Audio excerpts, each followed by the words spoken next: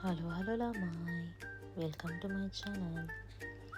අපි බලමු අද මොනවද හදන්නේ කියලා. මම මුලින්ම පිටි ටිකක් අරගෙන හාල් පිටිකට කලින් මම හදලා තියාගත්ත ඊස්ට් සහ සීනි මික්ස් කරලා උණු වතුරත් එක්ක පිටි ටික පිටිවලට වතුර ටික දදා අනා ගන්න ඕනේ මුලින්ම. ඒක සාමාන්‍ය තමන් පදමකට එනකම් වතුර එක පාර එකතු කරගන්නේ නැතුව ටික එකතු කරගන්න ඕනේ. මොකද වතුර වැඩි වුණොත් බෑනේ. ඒ නිසා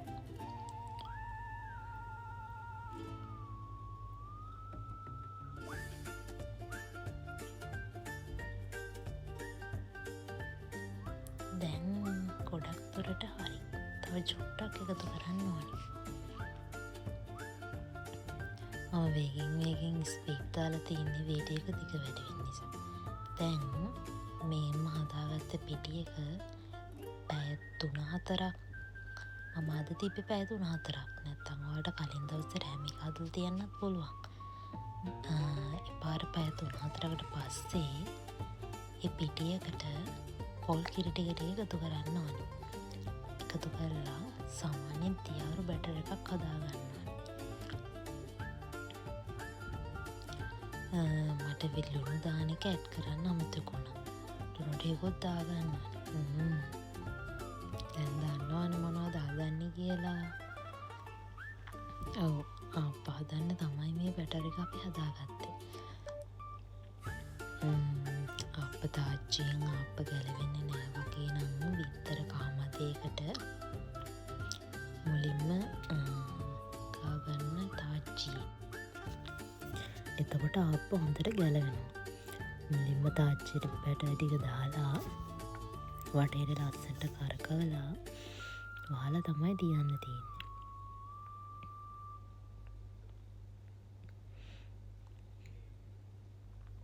ආප්ප ටික හොඳට එනවා ක්‍රිස්පියට රසට. ඔයාලත් අනිවාර්යෙන් හදලා බලන්නකෝ. මම ඒ අතරේ ආප්පයි ලුණු මිරිසුයි එක ජින්ජර් බ්ලෙන්ඩ් එකත් හදාගත්තා. බ්ලෙන්ඩ් එකත් හදලා උණු ආප්පත් එක්ක කන්න තමයි ඉතින් හදන්නේ. ඔයාලත් අනිවාර්යෙන් එහෙම හදලා බලන්නකෝ. ඉතින් මරේ මරු. ඔන්න තව දාන විදිය බලන්නකෝ. එහෙනම් ඔයාලත් හදලා අනිවාර්යෙන් මට රසයිද කියලා කියන්න. එහෙනම් මාව ෆලෝ කරලා ලයික් කරලා කමෙන්ට් එකකුත් දාගෙනම යන්නකෝ. thank you මගේ මේ වීඩියෝ එක බලුවට. bye